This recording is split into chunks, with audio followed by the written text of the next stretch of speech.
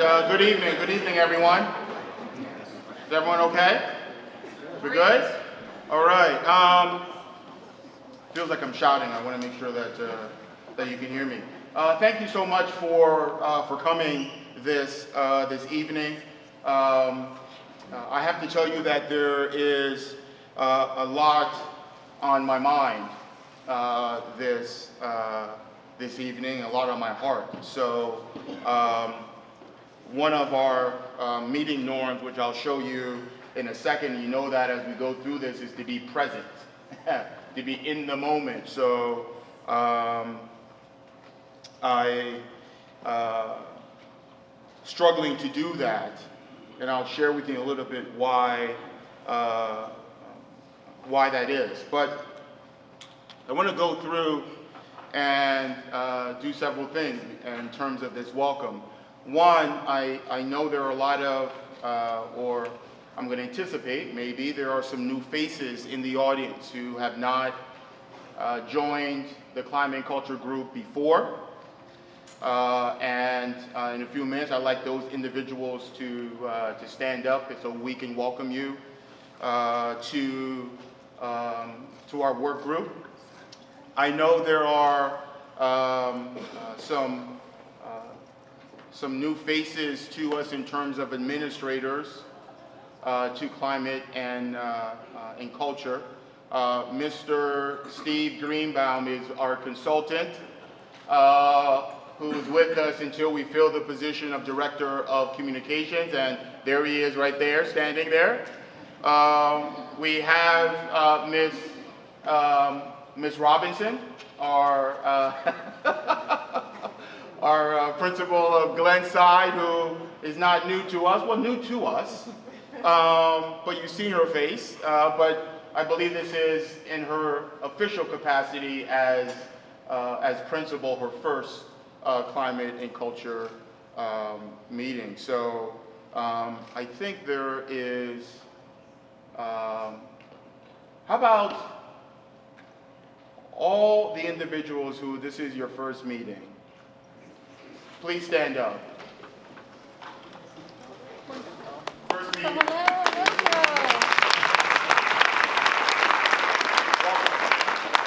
Welcome. Thank you for joining us.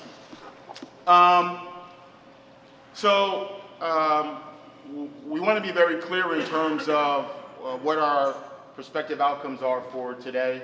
Hope you had an opportunity to find some refreshments.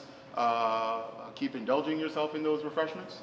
And if you feel like having another box, I think there's some more out there. So don't be shy about that. I'm going to take one home.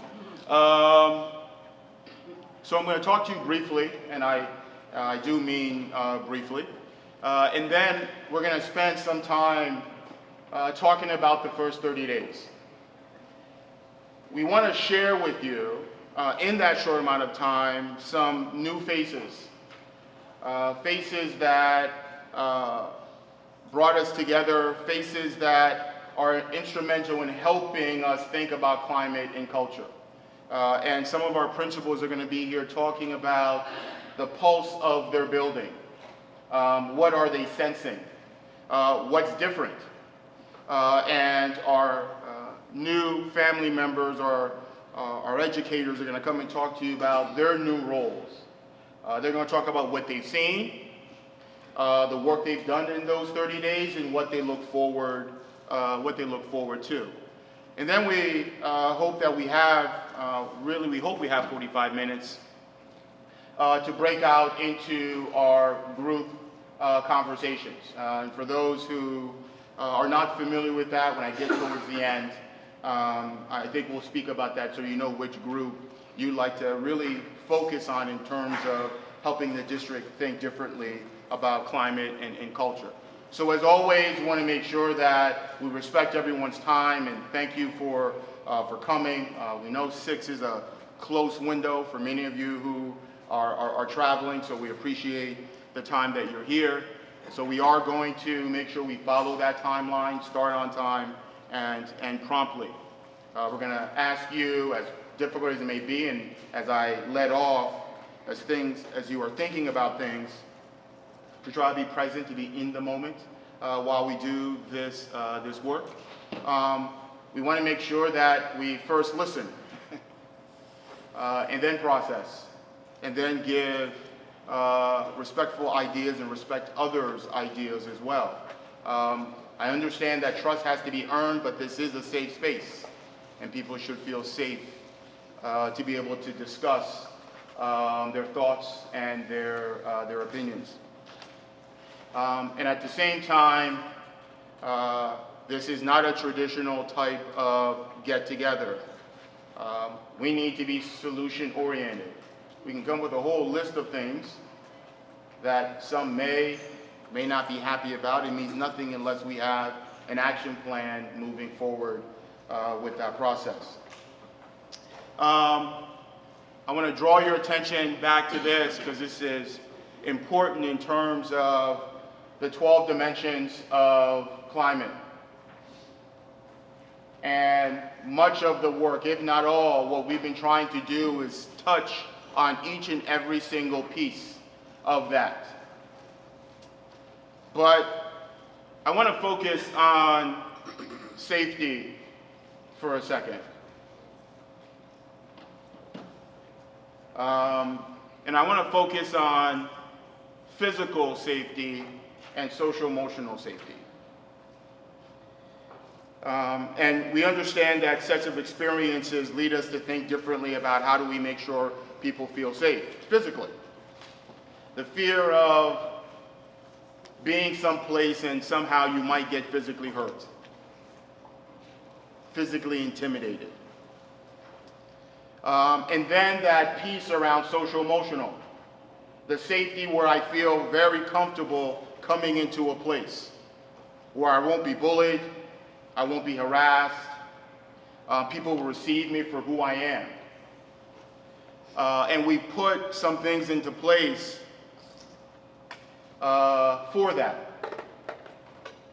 But I'm going to tell you, part of these 12 dimensions, there are some safety things that we just can't protect our children from.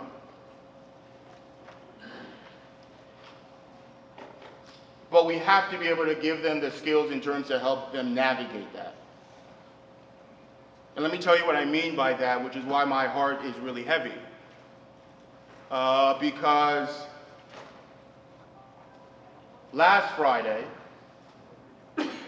when you talk about emotional safety, a large number of our students were subjected, and I apologize for those who may be offended by this in the strongest terms, when I describe it as, and some might think I'm going over the top, really a hate crime. I know for some that's like, whoa, Marcel, you're going way over, man. Chill, relax. But I challenge that notion, understanding the historical context of this country and how that type of racial epithets that were thrown and the anger that it came with, and children on buses with rocks being thrown at them. Everyone here, I know, your mind goes back to civil rights movement. Like, wow. So it's disturbing that our students had to go through that. Our cheerleaders, our band members, other athletes. And this type of social-emotional hurt is a scar that you hold for a very long time.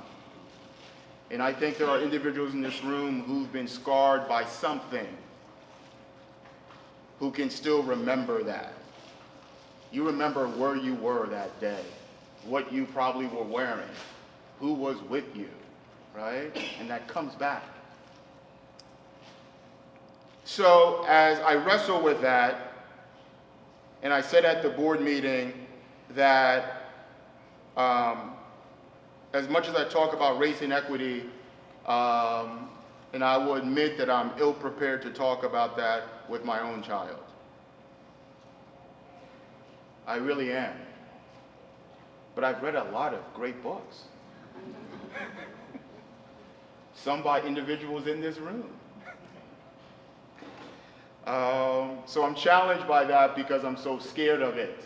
But here I am as superintendent championing equity and access, and I'm scared to have that conversation that I have with adults and navigate and know the importance of talking about that and being embedded.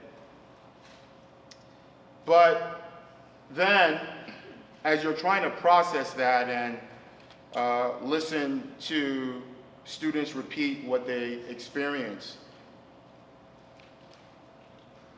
the adage, when it rains, it pours, is perfect for this. There is such thing as perfect. Because yesterday, there was another incident.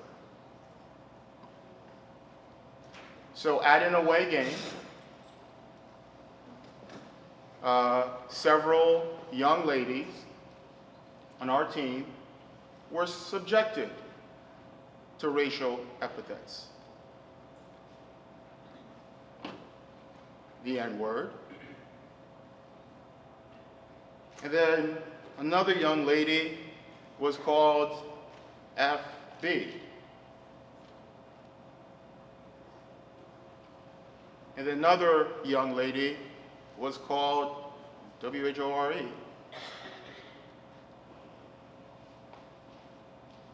So, I may be melodramatic because I'm emotional, right? So I can put that on the table and admit to that.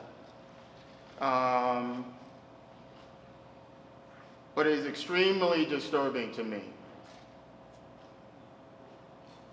that young children are talking to each other this way.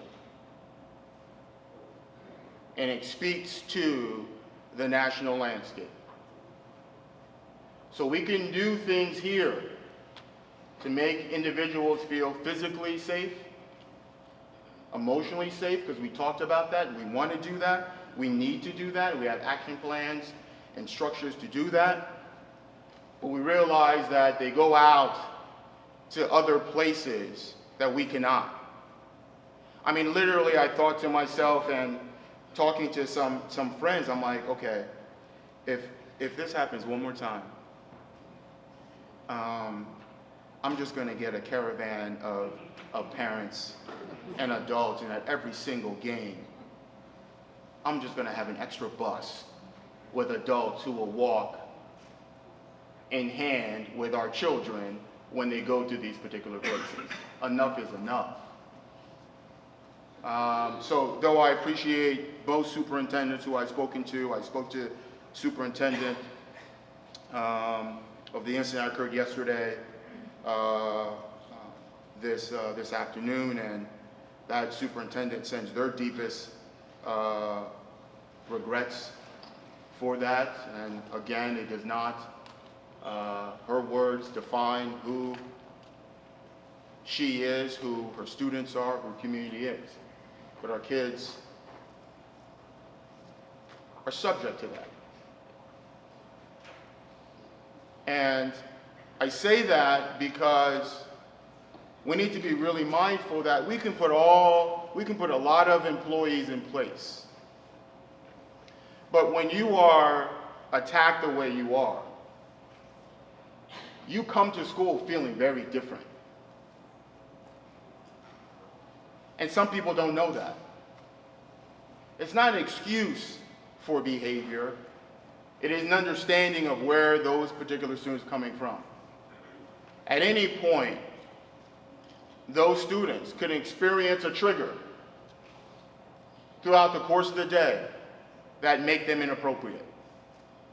But we aren't aware of the fact that they were suffering emotionally based on a traumatic experience. And I think that's why I'm extremely proud that part of this work is not just about hiring additional safety officers for people to feel safe. It's not about additional police officers in the building for people to feel safe. I'm not opposed to those, right? But if we don't get at some of the underlying causes, which is why I'm so happy that from a mental wellness perspective, we have really forged forward and took a big leap on supporting that. And some of the individuals that you will hear from today will speak to that. But we have a responsibility to protect every single child. Because any one of those could have been yours. Right? Could have been mine. So I'm trying to process this and trying to process with experts in the room to figure out how do we make sure our kids are protected? What can I teach them? I can't shelter them from what's going to happen. Right? These hate speeches, whether they're on racial lines, economic lines, religious lines, sexual orientation lines, geographic lines.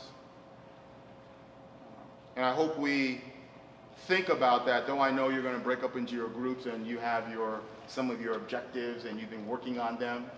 My mind's thinking about that. So it's not just all about bringing in extra people. Because what we have done in conjunction with that is thinking about a 2-3-prong approach.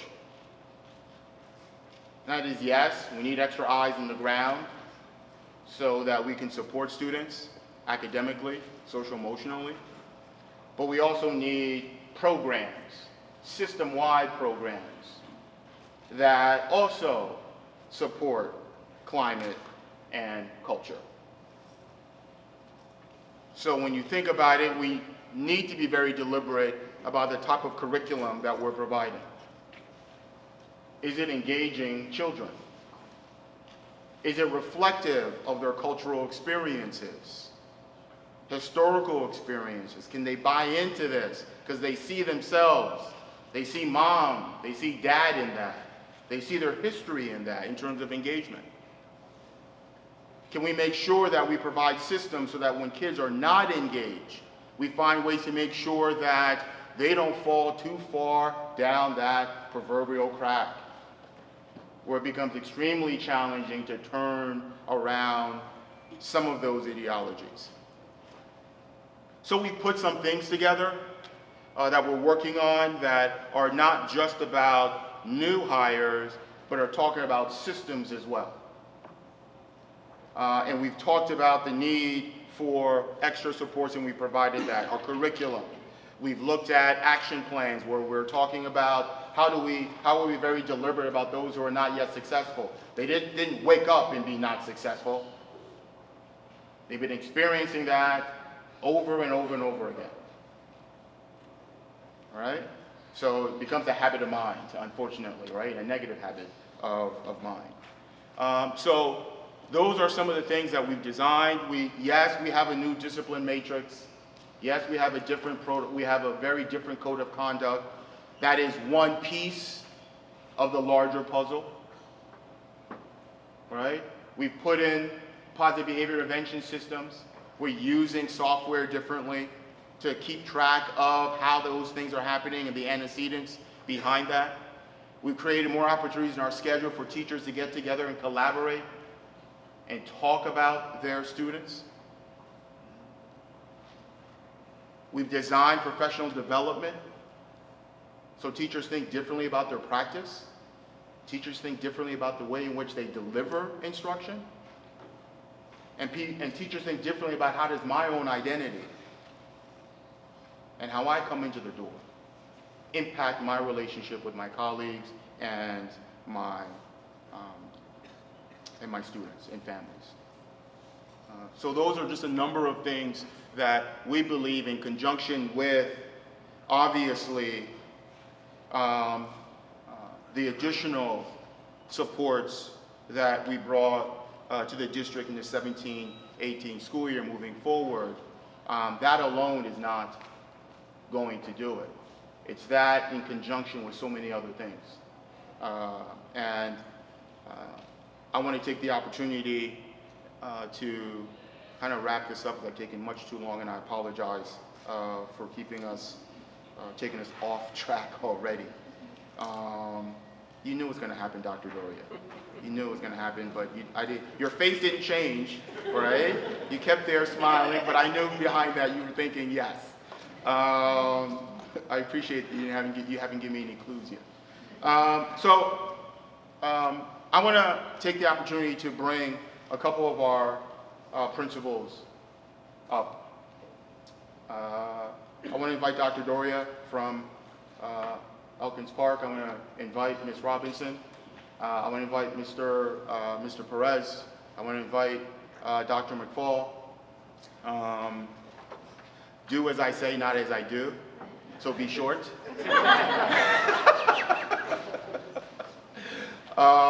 So I'd like you to come up and just briefly, each of you talk about, because then afterwards I'd like you to introduce, after all of you go through, I want to introduce some of our climate and culture individuals who are here. Who's going to talk a little bit about themselves and what they've done. Dr. Horsey's team is here. We're going to talk a little bit about the work that they have done in terms of student services. So with that, can you guys please come up?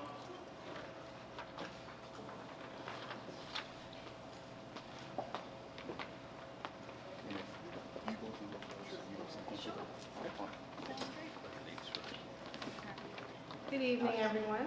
Good evening. So, when I thought about what I would share this evening, something came to mind. We had a PD by our beloved Andy Fishman, who's been providing professional development in writing. And she spoke today. I wish always had a recorder when she's talking, because she always has these little tidbits of nugget jewels that she says. But one that she said today was, as it relates to time, you either spend, waste, or invest time. And so one of the things that we've done this year at Glenside is invest time as it relates to climate and culture. We have adopted a restorative, responsive classroom. We took time to do the first 6 weeks of school. And what that means is not rushing into academics, but spending the time, investing the time, being intentional around routines, expectations, and culture. And so really modeling and role-playing what we expect and how we should treat each other, giving positive action, acknowledging positive attention. Our first assembly was really, the teachers put together a video of all the ways of the things that we expect. And so students began to, not only the teachers holding them accountable, but they began to hold each other accountable. And by investing that time, now that we're into our academics, we don't have to go back and keep reminding students what to do. They're telling each other and modeling and showing each other. So what that looks like in practice now is I get emails this week every day from at least the third grade teachers who have said to me over and over again, this was the soonest they've ever had their buckets fill and had to, do celebrations for students filling the buckets for being kind, for showing being respectful, and really exemplifying our norms of be responsible, be respectful, and be safe. And so that's encouraging. So that means that now that they're into their academics, they can now not have to worry about a lot of redirection and redoing and reminding. But if we need to, we will. And we've invested in tone and how we talk to each other. And there's, what I found coming here as a new person is that the PD and the time that we're allowed to learn that for ourselves and do team building ourselves has helped translate that over to children. So that's what we've done, and a lot of that has been led by our wonderful climate and culture administrator who has really taken on the academic and culture and climate piece with the team. And we speak a lot in our building about being a team. It's not your child, it's not her child, all of them they're our children. And we take very seriously, and the tone now is that we're working hard together to make good things happen for our children.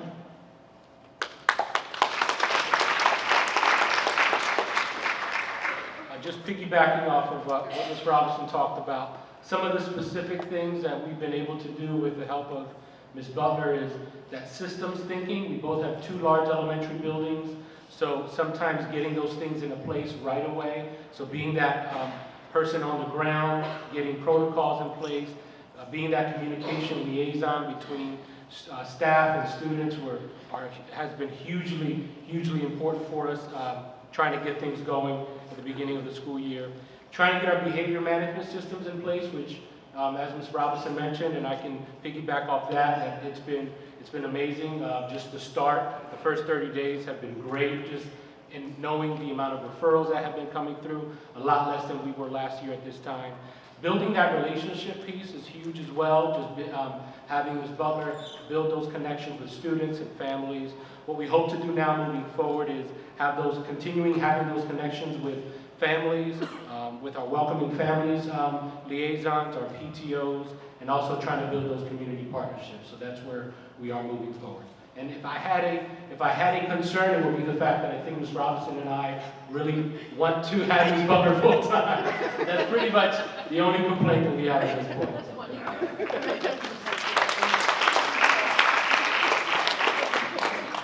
Can I take this out or does it have to stay in? Can I take it out? As long as you stay there, because we don't want the crowd. Oh, I'll stay there. I'm not a podium person. And the cameraman is my new friend, so put the lens that makes me look 10 years younger on. Thank you. So I'm Jared Fitzpatrick-Dory, the proud principal of Elkins Park School. And Dr. Marseille laughs at me when I say that because I say that everywhere, and I am. I'm so excited and so proud to be opening our 3rd year together. Part of a team, I have Mrs. Trombetti working with me and Mrs. Nelson, and so we're like a little trio, and we are just on fire. I'm very excited. So I was asked to share a few things that have been exciting this first month. But before I do that, I'm a teacher. So I was a teacher for 18 years before I've been an administrator for 12 or 13, and my classroom looks tired. So I want you to look at somebody at your table and give them a smile or a goofy look. I got to bring the energy up in this room. So come on, look at somebody, give them a smile, a wink, make a face. Dr. Smith, is that you? I said I'm going to bring everybody back. And how you should do that is just 5, 4, 3, 2, 1, we're back. So, a couple of the things. I'm a morning person, so I'm trying really hard to be a night person. So I'm giving it my best.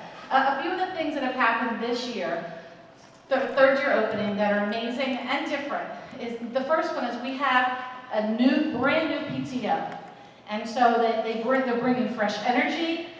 They're bringing a lack of experience sometimes, which is the just right thing that we need. So that's not, we've always done it before this way, they're not even sure. And so we're just talking about what's the best way to do something, and it's fresh and it's exciting. So that's really the first piece. This is our first year with the 5th grade self-contained model that I got to spend the whole last year preparing for. And we are so excited, and it's wonderful for our 5th grade students from 4 different schools coming together to be in one homeroom. And coupled with that, for this year, we've shifted from hallways with bells and students running around hallways to teachers escorting students.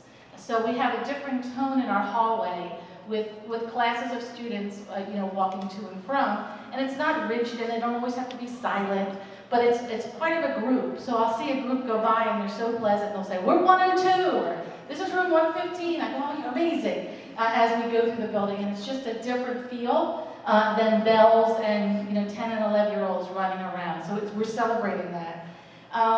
Our lunch and recess, and Ms. Nelson will speak a little bit about that when she has an opportunity. We've flipped it around with so many more activities and opportunities. for engagement and choices, celebrations.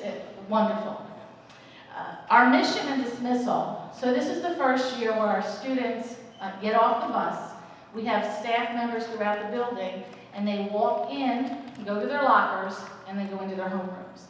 In the past, we had this little system where they waited in the auditorium for a little bit, and that kind of stifled our energy in the beginning of the day. So this is very positive. There's a great flow. It's happy and exciting. And the same with dismissal. We have more adults outside of dismissal with our 22 or 23 buses than we've had before. So I call it a little bit of synchronized swimming. So you see a lot happening, and all within 3 or 4 minutes, it's all done and gone, and they're away. But in that moment of 740 students, it's pretty exciting. We have included positive action and PBIS, which are similar and parallel, but it's really teaching and celebrating the behaviors that we want to see, so that when we don't see them, we can go back to the lesson where we said, remember when we talked about respect? Well, here's a time where I think I need you to think about that lesson. Remember when we talked about being kind? Well, here, as opposed to something happening, and now in that moment, when a bad choice happened, we're trying to teach a good behavior. So we're teaching in the front side, and then kind of connecting with it at the end. Win period. What I need is amazing. We have a block of time. Every team has the same block, and we're reducing our teacher-to-student ratio and providing students with just what they need. And we're very excited about that.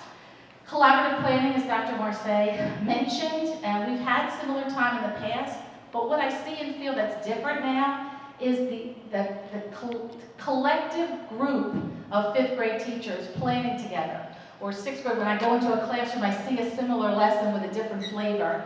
It's very exciting. Teacher-led professional learning. So just these past few weeks, we've had teachers leading sessions on how to incorporate Daily 5, which is a reading strategy, into their math class. And teachers are leading it, and teachers are coming in the morning and after school. It's a wonderful celebration. Our culture proficiency cadre is growing. And for our staff meetings, it's a non-negotiable. We do a mindfulness. Where's Mrs. Goldberg? You happy with us? Every single faculty meeting. And we have a component in activity and go a little bit deeper with culture proficiency. And that mindfulness of positive psychology. And we're really focusing on communication. I send out a weekly message. I'm encouraging teachers to send out a weekly message, or at least every other week, connecting with families.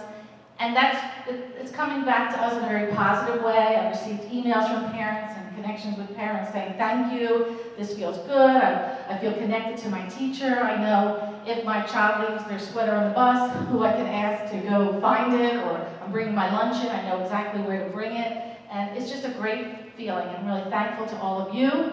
I'm thankful for the opportunities, and to the board and Dr. Marseille. It's been wonderful. How about you two?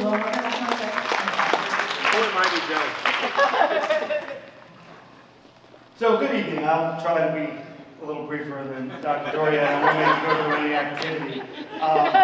If I'm asked to describe the tone and the tenor and the temperature of the high school this year, and keeping in mind that I have 1 year's worth of data since I started last year, the words that I would use is significant change and improvement. We have taken a multifaceted approach and tried to address the situation on multiple levels. And since we are such a large organization and we have so many things in place, I won't go into all the details, but I'll just summarize a couple of the key components. We started the year off with a different mindset of building a school community amongst the staff, amongst the students, establishing that positive mindset of we're all here working for each other, spending considerable time talking about what can we expect of each other, what does it mean to be respectful, what does it mean to be part of a community. We also put several new systems into place, procedures, the way we operate our building on a daily basis. And I will be candid, again, we are a large organization, although I think things are going extremely well, and I think that the data suggests that. Clearly, whenever you make some significant changes, not everybody agrees with them or is fully supportive of them. We've tried to listen, and we've tried to take feedback and make adjustments where we can, where appropriate, and we've tried to be honest when we feel that this is what we have decided is in the best interest of the students. And also, we have obviously some new staff, which has helped us increase the supports that we have for the students. So the data to me suggests that we are definitely moving in the right direction. We are a large school. We are filled with 1,400 teenagers. We will always have issues that come with a building full of 1,400 teenagers. But I can say categorically that the feel of the building is different this year. The environment, the instructional environment has improved. And I say improved in that we always have room for improvement and we will continue to strive. But so far the opening, I think, has been spectacular.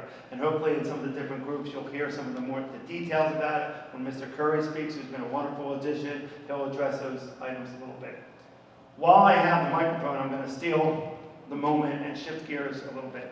Dr. Marseille addressed the issues of this past week that our children were subjected to. And they are horrific and they are sad, sad circumstances. And trying not to be a large organization that takes too long to respond to an issue, we are trying to seize the moment to have positive come out of this. I was in conversations today with Dr. Allie Michael, and we are trying to put something together for Monday evening. The details are being fleshed out. Hopefully I'll put a communication out tomorrow. And how do we help our children? How do we help our parents? How do we help our staff react in situations like that? I have been praising our students to no end how they handle themselves. They conducted themselves with class and dignity and restraint.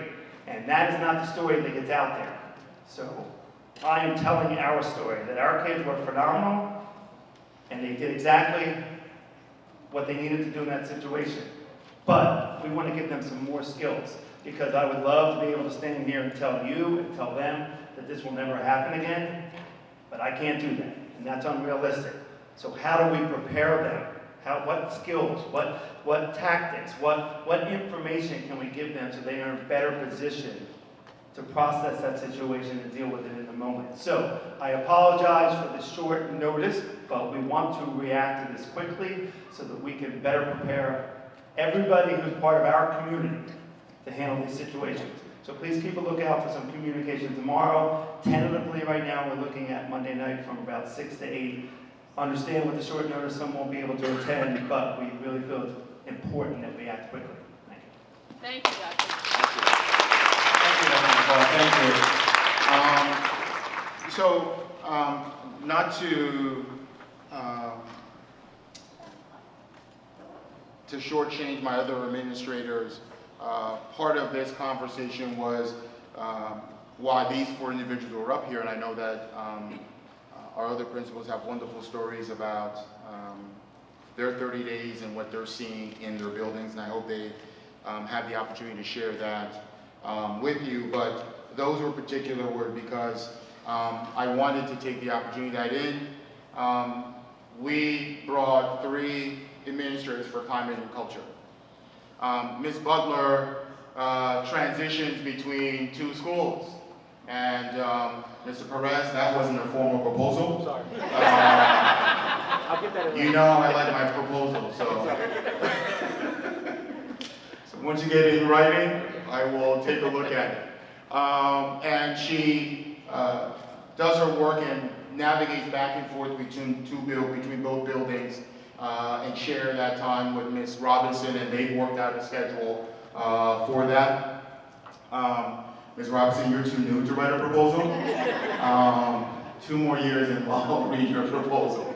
And then Ms. Nelson, who is at Elkins Park, who Dr. Doria spoke about, and Mr. Curry, who's at the high school. Areas that we wanted to be very deliberate with regards to the services that we provide. So with that, I'd like to invite all 3 of them up here. I know Ms. Butler's going to go first. After that, Ms. Nelson's going to share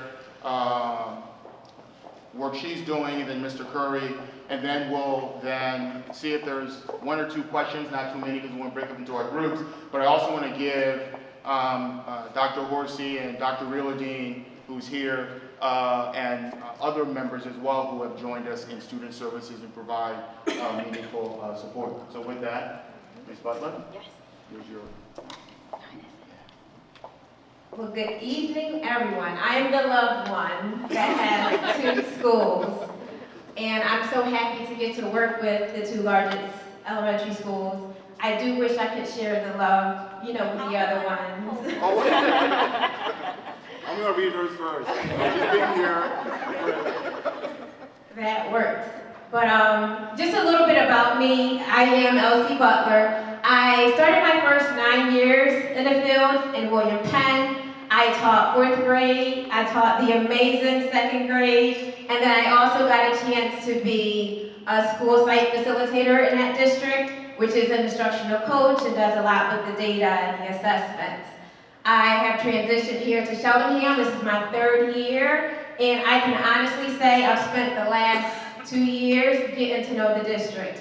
And the easiest way is to get in and around different things. And that's just a snapshot of the things I try to get my hands into and help and support with so I can learn the district. I love the direction we were going, and I had many opportunities to help me support the district and get in there. And some of those things were just the Welcome and Teacher Leader initiative. I was the rep for Cheltenham Elementary School, so we got a chance to start working towards making sure new families feel very welcome and feel that they get the communication they need when they come to the district. So that is still in the works.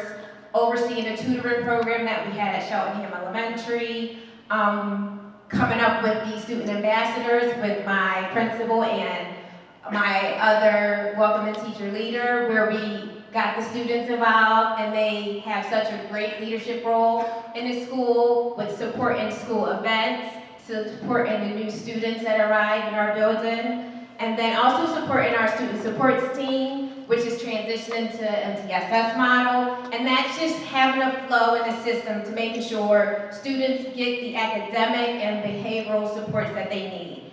And then I had the opportunity to serve on the Curriculum Instruction and Professional Development Committee, which started last year. So again, just getting to know the district, because that's key to making sure that I can provide the support that I need to keep us going in this great direction.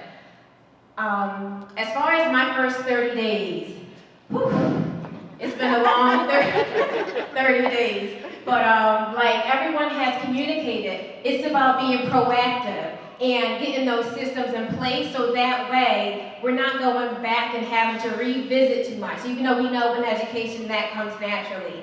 We have, at Cheltenham Elementary, both schools, communicated the school rules. We had amazing assemblies in the first couple weeks of school where our mascot came out. We have posters around the school to communicate our norms and our rules.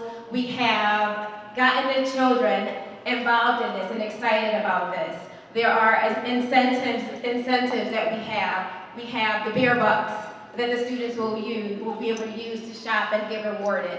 We have the gotcha board where we're taking pictures and teachers are communicating the great actions that the students, our teachers, our community members are showing off. And we're just highlighting those things in the school because, again, that goes with our climate and making, communicating to the students that we are in a safe place, they are being recognized, and they're working towards something. So those represent the PBS items that we are working towards to make sure that we start strong.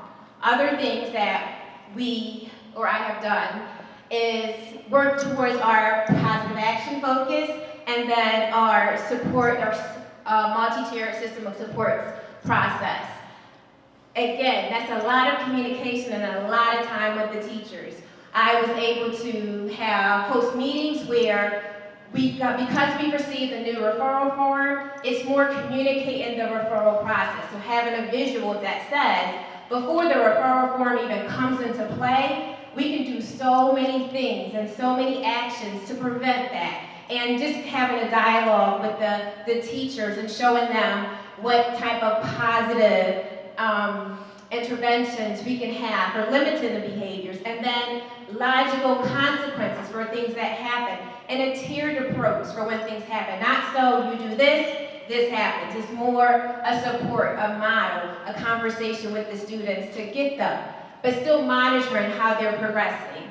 As far as the MTSS process, our systems of support, communicating to the teachers that together we will make sure that we identify the students who have whatever concern they have, academic, behavioral, and then we start monitoring that and put into place interventions to take care of it. Our WIN period that we mentioned, which was formerly the core extension period, using that block to give the students the big interventions.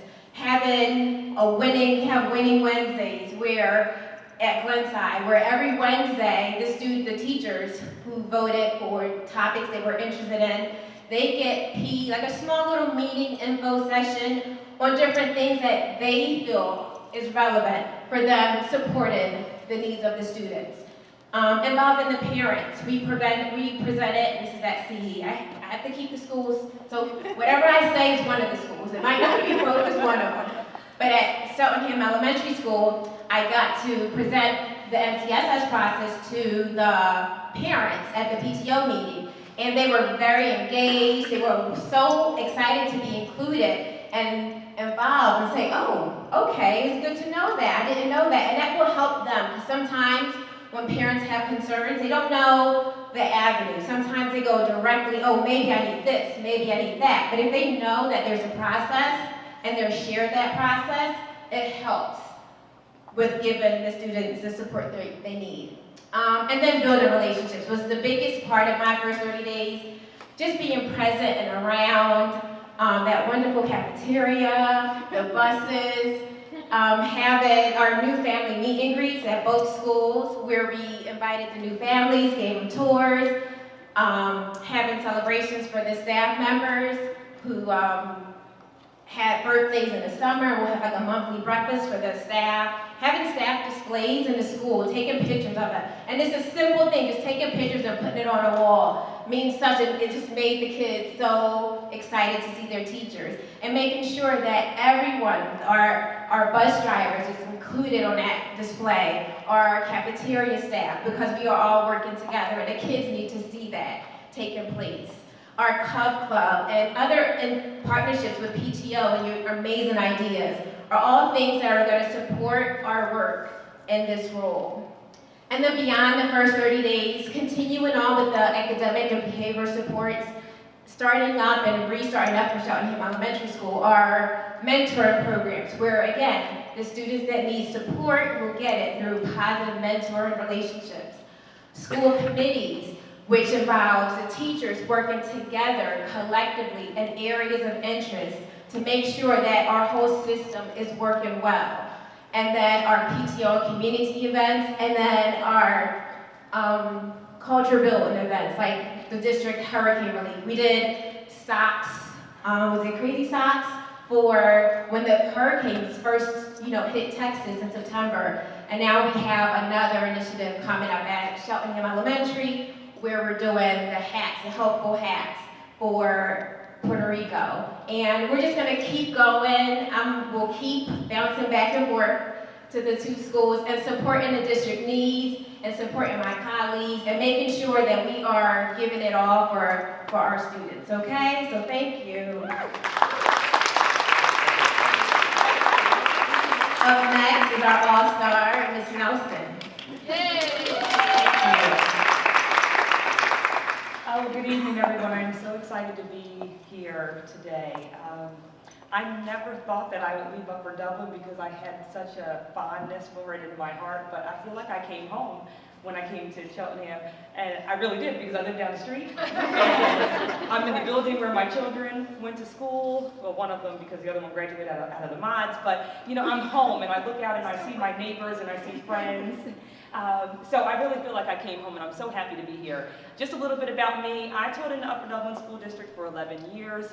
I am a certified instructional coach and I really have a passion for spending time with teachers and making sure that they are prepared to support their students in the classroom. I was our school-wide positive behavior system team leader in Upper Dublin in my school. I'm a founding member of the Upper Dublin Diversity and Excellence Through Equity Committee, and our work is actually being celebrated at the PASBA conference, the School Board Directors Conference in Hershey, Pennsylvania, and I'm speaking there next week for the work that we've done over the past 10 years. And I'm happy to bring some of that work here to Cheltenham also. I'm also a founding member of the Upper Dublin High School Connections Mentoring Program. Mentoring young minds is something that is near and dear to my heart, and we just graduated, well, I say we, because I still have a piece of my heart in Upper Dublin, but they are in their 5th year of the program. I was able to see one group from their 9th grade through 12th grade year, and really just to help them grow into wonderful young adults. And I hope to do that here also. And I'm also the author of the book, The Me Inside.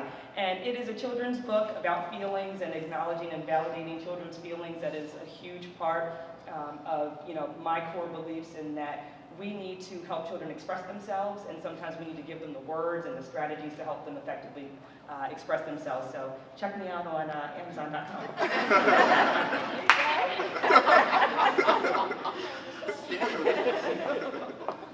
It was a shameless plug. Okay, so as far as PBIS, in our school we have, our classes are doing positive action lessons each week, and Dr. Doria spoke to it a little bit. I've had the opportunity to be in some of the classrooms when they're doing this positive action work, and I don't know if any of you know Larry Brown at Elkins Park, king of the smiley faces. He has taken those positive action lessons and brought them to life. And what I was able to see going on in his classroom was so amazing. And the lessons the students were learning in a really indirect manner, I think will really kind of stay on their hearts and minds longer than if we were just to say, here's the word empathy and this is what it means. He really has such a holistic approach to that, and it was amazing to see some of the work going on with positive action.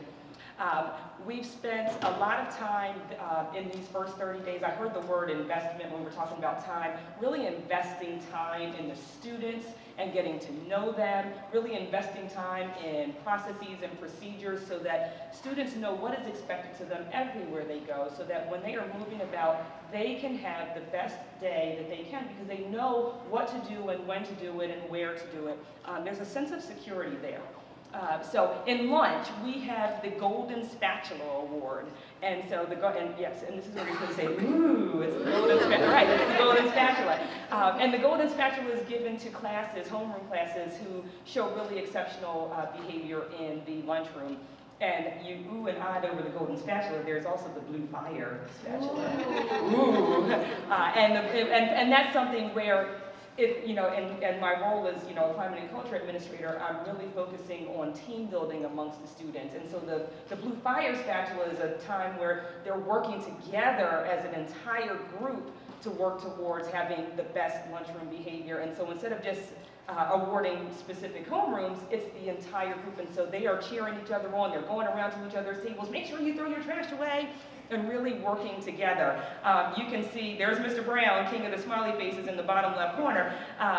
He and one of our teachers, Ms. Rothenbach, have a very healthy competition going for that Golden Spatula. And it really, so, the teachers are embracing it, the students have embraced it. It's really great to see them really striving to make sure that they can win that Golden Spatula, and it's really helped in the lunchroom.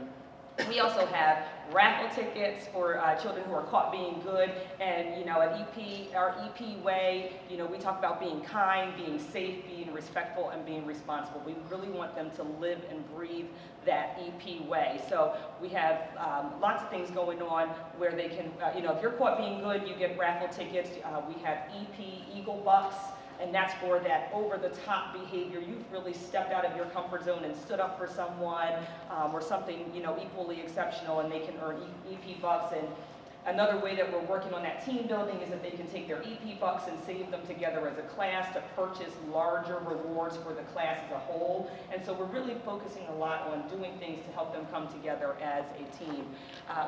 We are In the center picture, and I think it's covering the bottom of the slide, but the center picture, there is our dream team, our PBIS team that is receiving training at the Montgomery County Intermediate Unit. And Dr. Morrissey, I don't know if you can tell, that's you in the little picture in the middle. We took a picture with you at the Intermediate Unit. And then the picture on the right, you know, we have a class that had won the Golden Spatula, and they were, and I wanted to take their picture because they were so excited for having won the Golden Spatula Award.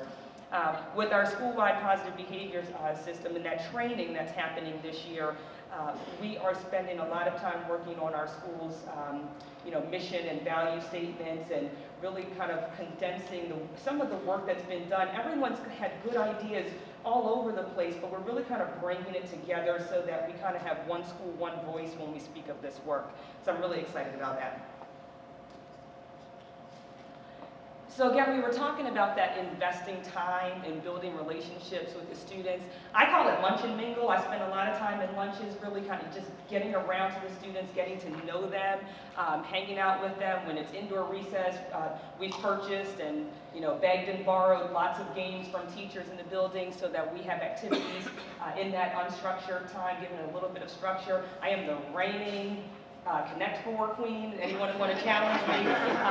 And it's really fun to really just sit with the students and get to know them. I'm out there greeting the students on the buses each morning. I have spent time getting to know the bus drivers. They spend a good amount of time with our children each week, but sometimes they're not really in the community, and so I'm trying to reach out to them also and bring them into our school community. I have lunch leaders, and they are students who have just shown some type of leadership skill. It doesn't matter what their academic ability is, it doesn't matter. They have come in and they said, we want to help. So they come in and they do everything from helping to organize indoor recess activities to giving suggestions to me for new things that we can do. But they're invested in the school community, and I really want to celebrate that. And then focusing a lot on team building with our homerooms and the lunches, and that's the Golden Spatula and the Blue Fire Spatula. We do a lot with restorative practices and a lot of reflection for the students because they're 10 and 11 years old. They're not perfect. None of us are. And I want them to really understand that, you know, if you make a bad choice in this one instance, it's not the end of the world. We need to think about what we did, why we did it, and what are we going to do to make things better in the future, to make amends to the person that maybe we had injured. But really to show them that life does move on, but we can move on along that line in a more positive way, and giving them the time to reflect. So a lot with restorative work going on in the building. Beyond the first 30 days, yes, there is life beyond the first 30 days, and really excited, and I'm really very, very excited about what's coming. So we have, at the very top is the Lunch and Learn series, which started this week. And the Lunch and Learn series is a chance where we have differentiated options for students during our lunch block. And so they sign up by interest. We've got a nutritionist coming in, we've got some technology, we have some STEAM activities that are going to go on. We have on slate an artist, a fashion designer, a sitting judge will be coming in. We're offering, and any of you that have any interest in coming in schools, you know, email me. I'm opening this up to the community, please come in. But it's giving students the opportunity to experience life beyond recess. Not everyone loves to go outside and run around at recess, and this gives them an opportunity to do some other meaningful things. And part of the requirement with the speakers is when they come in, that they talk about their path to success and whatever their field is, so that students can see that you don't have to decide your life right at 18. You may take a meandering road to wind up to the place where you're your best self and living your best life, and that's okay. And so I want them to have exposure to lots of people doing lots of really cool, interesting things. So we have ongoing SWPBIS. The SW is just school-wide in front of that, just in case you didn't know. You know, the training at the MCIU, we have had that going on throughout the rest of the year, and an implementation of the building level programs that we generate through that work. Continued team building activities amongst our grade level teams, and looking at spirit days, sports tournaments. We have the golden sneaker going around. I think if you're on Facebook, you may have even seen some pictures of the golden sneaker kickball tournaments that are happening. It's amazing. We have in our lunch and learns that started this week, we have Mr. Ty is doing basketball, and that's been just an excellent experience for the students this week. We are looking at Hurricane Maria relief efforts and partnering with some of the schools. I've already been in contact with Cedarbrook and the high school, and we're looking at ways with partnering, working with Ms. Butler on partnering with Glenside and with Cheltenham and Dr. Clark, wherever you are. Don't think and then Mr. Tahaney, I didn't forget you, you're on my list. So that giving students the opportunity to serve others is a tremendous experience, and really trying to make sure that they have that opportunity. We have a program called My Daughter's Kitchen, where 5 students were selected, 5 fifth grade girls were selected to be a part of this program through the Philadelphia Inquirer and Chef Beatree. He's supposed to be really good, I don't know. He was on the Food Network, so I guess so.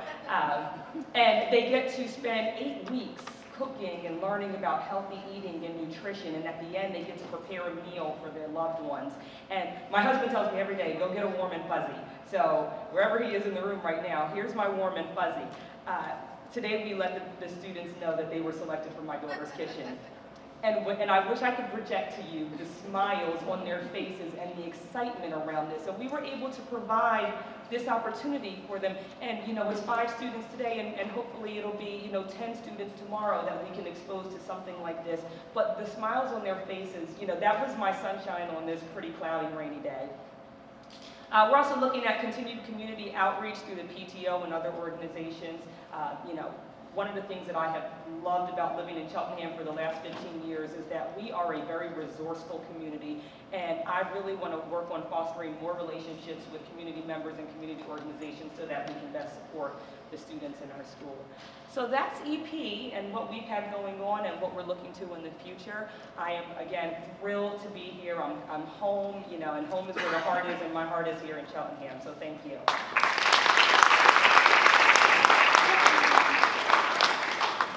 Make sure I get this right. There you go. Good evening, everyone. Good evening. I'll make mine brief. I'm a change of career person. Education was not my first career. I started off in real estate, actually. I was selling houses. Had a passion for education. Long story short, my daughter was going through some struggles in school. She ended up needing an IEP, special education, and my passion began to grow for education. I started off as a long-term substitute teacher in the Philadelphia School District. I don't wish that on anyone. And then I served for 4 years as an emotional support teacher, working with students who had behavior challenges. I went to Upper Darby. I was in Upper Darby for 4 years. 1 year I was a learning support teacher, special ed, continued special ed. And then I was asked to become the behavior interventionalist or the behavior dean for the building. I did that for 2 years. My last year in Upper Darby, I was the lead teacher, which is sort of like the curriculum leader in the building, but also handle behavior as well. PBIS, what I'll talk about a little bit later, is the positive behavior interventions and supports. I was the team leader in my building for that as well. Behavior committee, where we talked about students who maybe are having some behavior challenges in the building, ways that we can improve behavior, so forth and so on. Also was a part of the student support team, where we did curriculum-based tiered support for students who were struggling or having some challenges. We sort of helped them out. Family engagement, we organized a lot of events at the school, bingo night,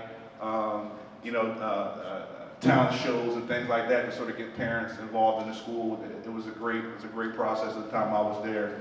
Also social skills groups, where I actually pulled groups of students and we worked on,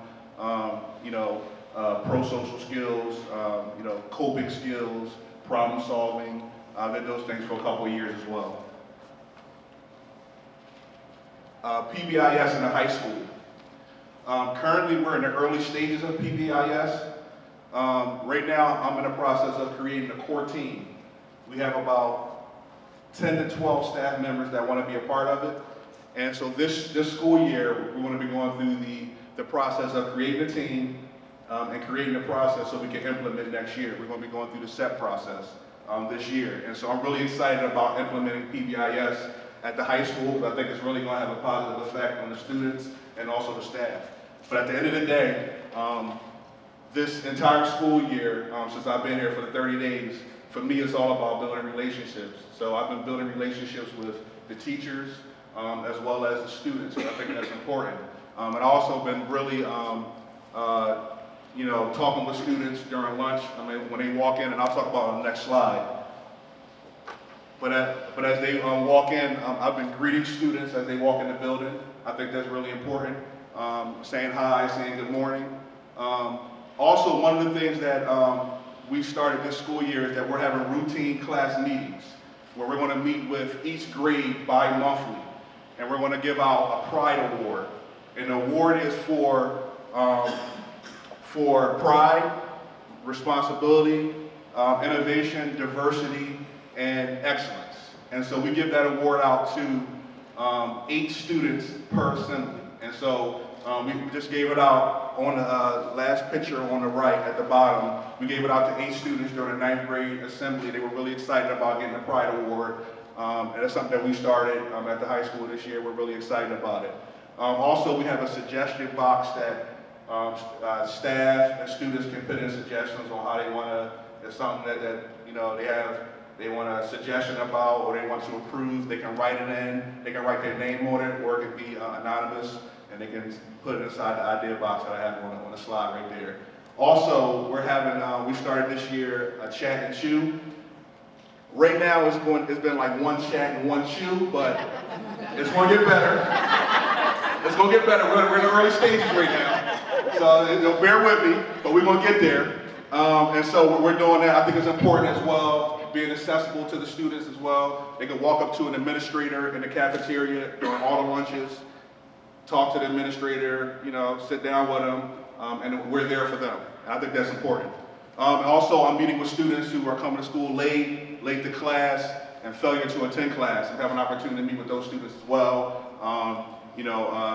Have sort of like a reflection period time with them and say, look, you need to be doing this, you need to be doing that, and really having that connection, I think, is important. So beyond the 30 days, pretty much everything I talked about earlier, PBIS, I'm excited about implementing that in the high school. Really the key to any improvement, I believe, in the high school is active participation of the staff. I think having that buy-in, having them involved in the process will really improve the process in the school. So I'm really looking forward to that, continue to build those relationships. The ladies already mentioned that hurricane relief efforts. We have a couple groups in the high school that's doing that as well. I really want to start, and I have been working with the counselors and the student assistant program team, where we're identifying students who may need additional services within the building. And so that's really been a great process. Continue to bi-monthly grade level meetings, and everything that I talked about, the climate and culture box, the chat and chew right now, and the attendance processes. And I really want to partner with the PTO within the building and continue to actively monitor the lunch process, because I think that's important as well. Being in the lunchroom, you get to see a lot of students, and I think the new process this year has really been working well. As you can see, the lunch entry, where the students are walking in, it's a seamless process. They're walking in really fast, and as you can see, they're all sitting down, talking, socializing, and having a good time. And so I believe that's my last slide. I just want to say real quick, I really have enjoyed my time here at Shellingham. Thank you, Dr. Marseille, Dr. Smith, for the opportunity. I look forward, if you have any questions, to pull me to the side. I'll be more than willing to talk to you. Thank you. Thank you. Thank you. We're going to take Q&A later, because I want to bring up the student service team. Those clinicians who play a vital role in supporting our students. So if I can have Dr. Wilding come up and bring his team up to speak briefly about their work. But before he takes the mic, I want to say this. Dr. McFall made some reference to some of the data points are trending in a very positive area. What we're very deliberate about is comparing our data this year versus last year. Both qualitatively, in terms of how our students feeling, how our teachers feeling, but also quantitatively in terms of our school safety report. and incidences that have to be reported? And are we seeing reduction, and not only just referrals, but reduction in those particular incidences? And I want to share this with you. It's a larger conversation, and it's a hard one, and not one you speak to in 2 minutes. But in the 30 days, I am really concerned with the uptick in incidences of students with inappropriate touching and inappropriate language around sexuality. So yes, we've had those experiences last year looking at the data. However, in the short amount of time we've been in school, and this is K through 12. So I'll be very clear that there are some second graders, third graders, fourth graders, and along the continuum who I've asked my team, we need to have a serious conversation. And we need to try to figure out how do we talk to the larger community and the larger, and families, not just the families with the students who participated, right? And not just the families who were victims, but everyone else, because I'm seeing younger children being exposed to things that they should not be exposed to. Children who are bringing in pictures that they shouldn't be bringing pictures in. All right, so when you're 6 or 7 years old, you shouldn't be engaged in those conversations. When you're 6 or 7, you shouldn't be touching individuals that way. You need to know about your personal space, and across the board, where to the point where it's not okay to have catcalls. So when young men are engaged in conversation when a young lady walks by and says this, that's absolutely inappropriate. And though we had some sessions last year and we continue that, I want to share with you that we need to have a broader conversation. And I think that as I'm seeing it in the younger years, which is more alarming, is where is the exposure coming from in terms of some of the language and some of the behavior. So that's something that we, when you mentioned the data point, that is alarming for me because I didn't see that last year around this time. And I'm seeing more of that, and I'm seeing it as young as kindergarten. Both people are a victim of it, and those who are the actual perpetrators. And I think that sometimes it's student services getting at some of the root causes of that. So I want to share that. We're going to open that dialogue and have a larger conversation and put some interventions in place for those students. But I think it's time to have a larger conversation because I'm seeing it across the board and at a younger age. So with that, Dr. Miller, do you want to introduce your team really quickly? Sure. You think you can give us some time to work in groups? I'm sure. I'm brief for that. Yeah. Good evening. I'm Ray Rilling. I'm the supervisor of counseling. I'm filling in for Dr. Horsey. We're going to call up our team members now, our student service people. So Ms. Goldberg's here. Ms. Martin, come on up, come on up, come on up. Hold your applause. Mr. Turan's not here tonight. He's at home with family issues. Ms. Keene and Ms. Mosier, come on up. Real quick, first 30 days for me has been amazing. I've been at the high school for the first 30, and I'm telling you, it's where my heart is. I love it over there. There's a lot of good things happening at the high school. For example, today we had our second annual college and career fair. We had over 40 institutions there, colleges, career, all types of post-secondary opportunities for our kids. We got all of our 11th and 12th grade through, some of our 10th grade, some of our 9th grade, and even had a dozen Cedarbrook kids come through today. So we are doing some really, really great stuff as it relates to college and career planning at the high school. Okay. The team. Ms. Goldberg. Thank you.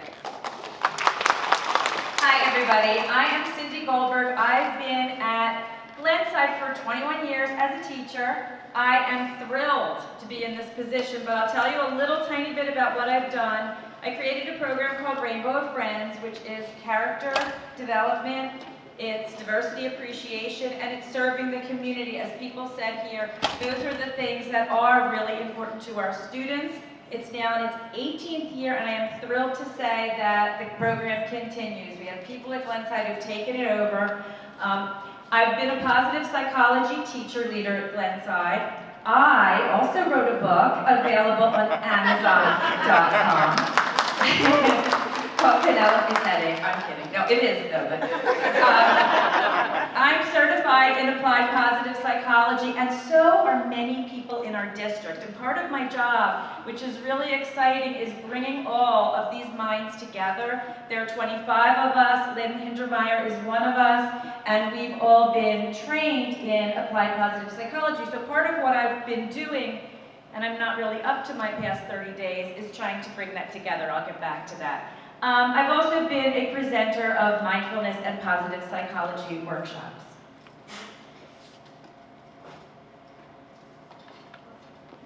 So, during our past 30 days, that was the assignment, tell you what we're doing. So many things. I've been really lucky because I get to go to start with the teachers. And one of the things that I firmly believe is that when a teacher is happy and feeling well and good about themselves, they are much more effective. So I've been very fortunate to be able to work with teachers around their strengths, around gratitude, around positivity, and around mindfulness. I've also been able to bring mindfulness into many classrooms. I just counted before I got here, I'm working in 21 classrooms right now on a 6-day-a-week program where I'm going in, I'm teaching mindfulness, but I'm also modeling it so that when the 6 weeks are over, the teachers can actually embed it into their daily practice. Because we're living in a very stress-filled world. We are, our kids are, everybody is super connected to their devices, and they need a way to be able to calm down and put some perspective in this. And I've actually been working with kids in kindergarten up through 8th grade so far, and everyone can practice mindfulness. It's a wonderful thing. I'm also working, which is really exciting for me, in some of the schools, Mr. Perez, wherever he is allowing me to work with paraprofessionals too. So I'm not just working with teachers on their well-being, I'm also working with paraprofessionals who are sometimes not exposed to these things, but they're the front line with our students in the toughest situations. I'm collaborating with all of these wonderful administrators. Let's see, what else? I'm doing a lot of driving. I am going back and forth across the district because I am in every building. So those are really the things I'm doing. The things that are ahead are we're going to have a You Matter Marathon. We actually just did have a character day, which was in the very beginning of the year. I was hired and we did it about a week later, so it wasn't huge, but it was big, and I think next year it'll be bigger. I get to work with all of the graduates, like I told you, and also positive psychology teacher leaders. So we will all be meeting and planning our Flourishing Festival for the year and all of the big events. I facilitate professional development. I'm very excited. I get to meet with the secretaries on Monday. And it's really a work in progress. So as I tell you what I'm going to be doing, there is so much more that is a possibility. And I'm very excited for this opportunity. So thank you.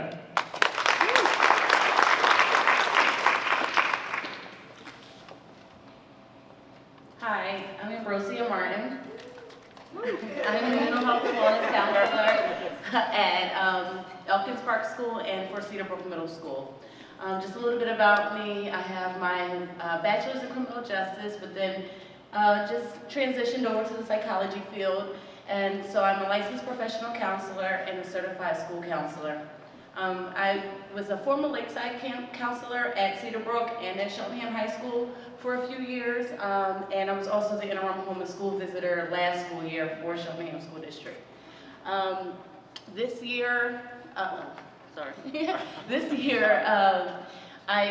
my role is a little bit different, where I am facilitating individual sessions, group sessions with the students. For some of the schools, I am like a tier 2 intervention. So for students that seem to have not had any either social, emotional, or academic success with the tier 1 interventions, they then see me, and hopefully I can have that magic, answer for them. But I also do restorative meetings with some of the students. But coming up, what we're hoping to do is with Ms. Nelson's Lunch and Learn, I'll be having some volunteer groups, and so they'll be signing up for the groups, and they'll be intentional and focused on different things like test-taking anxiety, school anxiety. Even we've unfortunately had a lot of grief and loss, so they will be some of our groups. Conflict resolution skills. They'll actually be able to sign up and actually give suggestions on the different types of groups that we could be doing. I'm also going to be doing some classroom lessons to take a proactive approach to some of the things that we're seeing, and just helping the students understand how they can improve their wellness, helping them understand the resources that they can utilize in the schools, and just learning and enhancing some of their skills. Thank you. I started my career in social services, and then I transitioned to work for Norristown School District as their student and family outreach coordinator, which is a made-up term for a homeless school visitor. And so I was able to get a lot of background in that field and that profession through Norristown, and here I am, very excited to be with Cheltenham this year. Some of the things that we've been doing already this year are continuing and creating new partnerships in the community with different agencies. We partner with Victim Services of Montgomery County to come and speak with our sports teams at the high school. We have the Narcotics Overdose Prevention Education Program coming to our middle schools to talk about the opioid epidemic and drug prevention. And we're also partnering with Cradles to Crayons. We got book bags at the beginning of the year. And creating new partnerships as the year progresses. I've done several home visits, I've sat in IEP meetings, and one of our major goals is to really perfect the district's attendance policies and procedures and make sure that we're alleviating any barriers we can to school attendance. Thank you.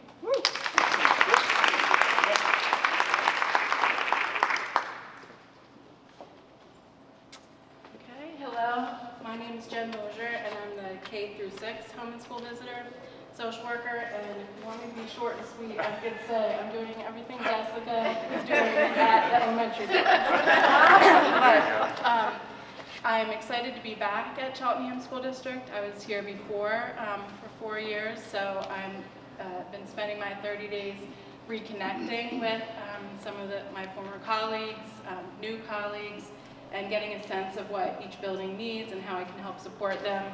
And attendance is a big part of what we're trying to help support each building with,